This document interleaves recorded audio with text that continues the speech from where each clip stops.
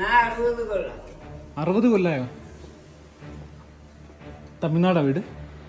நான் திருந்தூர். நான் ഇവിടെ வந்தா 60 കൊള്ളാതാണ്. ഞാൻ ശരി അപ്പൊ താമസമുള്ള കാലത്തോടെ ഉണ്ടായിരുന്നു? ശരി ചിത്രത്തിനാലോ മഹാരാജയുടെ പണിക്കാരനായിട്ട് ഇവിടെ ഉണ്ട് തിരുവനന്തപുരത്ത്. പിന്നെ ഇവിടെ സ്ഥിരമായി അവിടെ കിടക്കാൻ പിന്നെ ഇപ്പൊ ഏത് ബാംഗ്ലൂരിൽ കമ്പനി മേടിച്ച അവിടെ ആരോ വരവില്ല. 3 കൊള്ളായി ആരോ വരവില്ല. അപ്പൊ കിടക്കുന്നൊക്കെ ഇവിടെ തന്നെയാ? ഇവിടെ നമ്മളിപ്പോ ഉള്ളത് കുട്ടിക്കാനത്താണ്. കുട്ടിക്കാനത്തെ അമ്മച്ചി കൊട്ടാരത്തിലേക്കാണ് നമ്മൾ പോകുന്നത്. അപ്പൊ ഈ കുട്ടിക്കാനം പുല്ലുപാറ മുണ്ടക്കയം റൂട്ടിൽ നിന്ന് നമ്മളിങ്ങനെ ലെഫ്റ്റിലേക്ക് തിരിയണം. ഇവിടെ പ്രത്യേകിച്ച് ബോർഡൊന്നും കാണുന്നില്ല. നമ്മൾ ഗൂഗിൾ മാപ്പ് നോക്കിയിട്ടാണ് പോകുന്നത്. ഈ റൂട്ടിൽ ഇങ്ങനെ പോയി നോക്കാം. നമുക്ക് നല്ല മോശം റോഡാണ്. റോഡ് അത്ര നല്ല റോഡൊന്നുമില്ല. എന്തായാലും നമുക്ക് പോയി നോക്കാം. ഇങ്ങനെ വന്ന് 2 വഴി കാണുന്നുണ്ട് കേട്ടോ. ഇവിടെ നമുക്ക് ലെഫ്റ്റ് ആണ് പോകേണ്ടത്. അങ്ങനെ നമ്മൾ ആ ഗേറ്റിലെ എൻട്രൻസിൽ എത്തി കേട്ടോ. ശരിക്കും പറഞ്ഞാൽ ഒരു അമ്മച്ചി കൊട്ടാരം എന്ന് പറയുമ്പോഴത്തേനും പഴയ ആ ഒരു ഇടിഞ്ഞു പൊളിഞ്ഞിട്ടുള്ള ആ ഗേറ്റിന്റെ ബാക്കി അവശിഷ്ടങ്ങളും കാര്യങ്ങളൊക്കെ നമുക്ക് ഇവിടെ പുറത്ത് കാണാൻ പറ്റുന്നുണ്ട്. ഉണ്ടല്ലേ? എനിക്ക് തോന്നുന്നു ഏകദേശം ഒരുപാട് പഴക്കമുള്ള ഒരു കൊട്ടാരമായിരിക്കും ഇത്. നിർമ്മിതി ആയിരിക്കാം. അതങ്ങനെ അവിടെ നിന്ന് ഇട്ട് ഉപേക്ഷിച്ച് പോയതായിരിക്കും. നമുക്ക് അതിന്റെ ചരിത്രമൊക്കെ അന്വേഷിച്ച് നോക്കാം എന്തായാലും. അങ്ങനെ ഈ കൊട്ടാരത്തിൽ ഞാൻ എത്തി. ഈ കാണുന്നത് ധർമ്മരാജൻ ചേട്ടനാണ്. നമ്മുടെ ഈ കൊട്ടാരത്തിലെ കാര്യങ്ങളൊക്കെ നോക്കുന്ന വ്യക്തിയാണ്, നോക്കി നടത്തുന്ന ആളാണ്. ഇത് എത്ര വർഷം പഴക്കമുണ്ട് ചേട്ടത്? 230. ഈ കൊട്ടാരത്തിനകത്ത് കയറുമ്പോഴുള്ള ദൃശ്യങ്ങൾ ഇങ്ങനെയാണ്. പഴകി ദ്രവിച്ച് ഏകദേശം പൊളിയാറായിട്ടുള്ള അവസ്ഥയിലാണ് ഇപ്പോൾ ഈ കൊട്ടാരം ഉള്ളത്. ഇദ്ദേഹത്തിന് ഇവിടെ കൂട്ടായിട്ടുള്ളത് നമ്മളെപ്പോലെ ഇവിടെ വന്നു പോകുന്ന ആൾക്കാരും അതുപോലെ സിനിമ ഷൂട്ടിംഗ് ഉള്ള സമയത്തുള്ള സിനിമാ പ്രവർത്തകരും മാത്രമാണ്.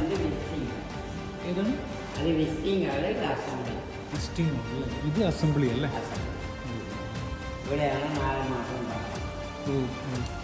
ഇത് നമ്മൾ ചൂട് കഴിയുന്നതാണല്ലോ.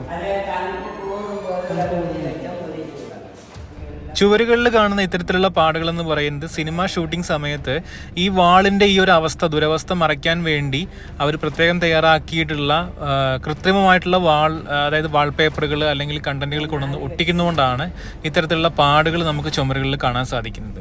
ഇതാണ് നടുമുറ്റം. അതായത് ഒരു പഴയകാല തറവാടുകൾ അല്ലെങ്കിൽ പഴയകാല കൊട്ടാരങ്ങൾക്കൊക്കെ നടുമുറ്റം ഉണ്ടായിരിക്കും. അത്തരത്തിലുള്ളൊരു നടുമുറ്റമാണ് ഇത്. ഇവിടെ ഒരുപാട് ചെടികളുണ്ട്. നമ്മുടെ ധർമ്മരാജൻ ചേട്ടനൊക്കെ ഈ ചെടികൾക്ക് വെള്ളം നനയ്ക്കുന്നതുകൊണ്ട് മാത്രമാണ് വേനൽക്കാലത്തൊക്കെ ഇത്തരത്തിലുള്ള പച്ചപ്പ് നമുക്ക് കാണാൻ സാധിക്കുന്നത്. പിന്നെ എന്നെ അതിശയിപ്പിച്ച മറ്റൊരു കാര്യം എന്ന് പറയുന്നത് ഇദ്ദേഹത്തിൻ്റെ പാചകം കാര്യങ്ങൾ നിങ്ങൾക്ക് ഈ സൈഡിൽ കാണാം. ഇവിടെയാണ് ഇദ്ദേഹം പാചകം ചെയ്യുന്നത്. ഈ ഒരു കൊട്ടാരത്തിന് കിച്ചൺ കാര്യങ്ങളൊക്കെ ഉണ്ട്, അടുക്കളയൊക്കെ ഉണ്ട്. പക്ഷേ അദ്ദേഹത്തിന് അവിടെ പാചകം ചെയ്യാനുള്ള സൗകര്യം ഇല്ലാത്തത് കൊണ്ട് ഇത്തരത്തിലുള്ളൊരു കോർണറിലാണ് അദ്ദേഹം പാചകം ചെയ്യുന്നത്. ഇപ്പം ഞാനിവിടെ എത്തിയപ്പോൾ കഞ്ഞി വെച്ചുകൊണ്ടിരിക്കുകയായിരുന്നു കഴിക്കാനുള്ള. അപ്പം ഞാൻ ചിന്തിച്ചത് ഇദ്ദേഹം ഒറ്റയ്ക്ക് ഈ ഒരു കൊട്ടാരത്തിനകത്ത് ഇപ്പോൾ സിനിമ ഷൂട്ടിങ്ങും കാര്യങ്ങളൊന്നും ഇല്ലാന്നുണ്ടെങ്കിൽ എങ്ങനെയാണ് ഒറ്റയ്ക്ക് ഇതിനകത്ത് കഴിഞ്ഞു പോകുന്നതെന്നുള്ളതാണ്. ഏകദേശം ഒരു 500 മീറ്റർ അല്ലെങ്കിൽ 1 കിലോമീറ്റർ ചുറ്റളവിൽ വീടുകളൊന്നും നമുക്ക് കാണാൻ സാധിച്ചിട്ടില്ല. ഫുള്ള് കാടാണ്. ശരിക്കും ഇഴജന്തുക്കളുടെയൊക്കെ ശല്യം ഉണ്ടാവാനുള്ള സാധ്യത വളരെ കൂടുതലാണ് ഇവിടെയൊക്കെ.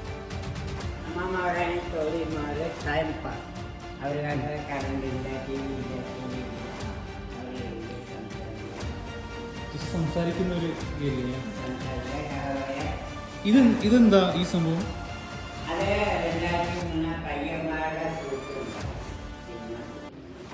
Shooting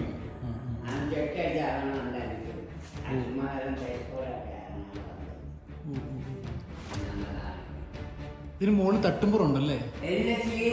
ceiling.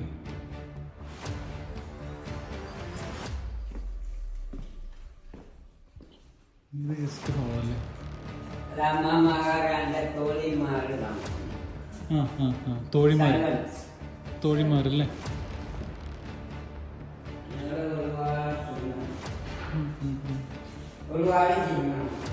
ഓ പണ്ടത്തെ കട്ടിലായിരിക്കുമല്ലോ ഇത്. ചിത്തിര തിരുനാൾ, ശ്രീ ചിത്തിര തിരുനാൾ.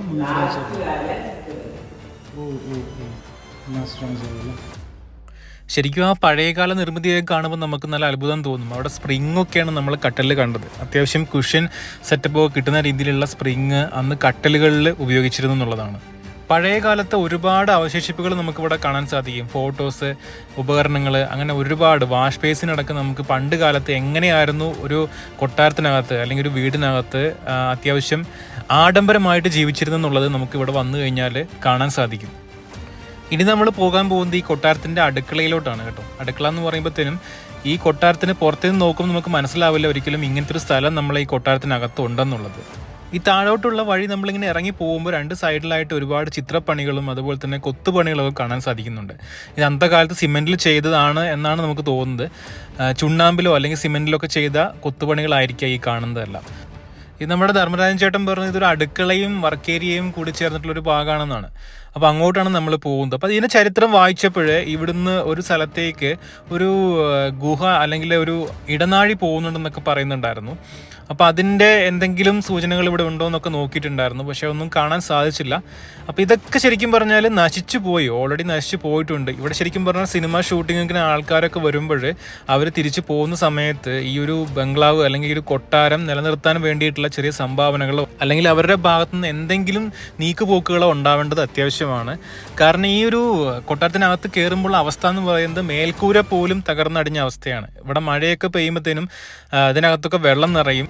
അപ്പോൾ ഇത്തരത്തിലുള്ളൊരു അടുക്കള അവിടെ ഉണ്ടായിട്ട് പോലും നമ്മുടെ ധർമ്മരാജൻ ചേട്ടൻ പാചകം ചെയ്യുന്നത് നടുമുറ്റത്തെ ഒരു സൈഡിൽ വെച്ചിട്ടാണ്.